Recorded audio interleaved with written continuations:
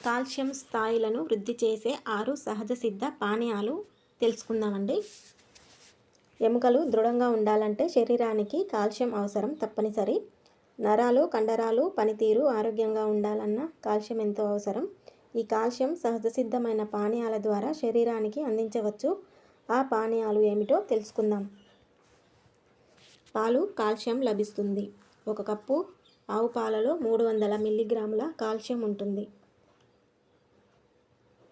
బాదం పాలలో కండరాలు బలోపేతంతో పాటు ఎముకలను బలోపేతం చేస్తాయి. 100 గ్రాముల సోయా పాలలో 25 మిల్లీగ్రాముల కాల్షియం ఉంటుంది కనుక వీటిని బ్రేక్ఫాస్ట్ సమయంలో తీసుకోవచ్చు.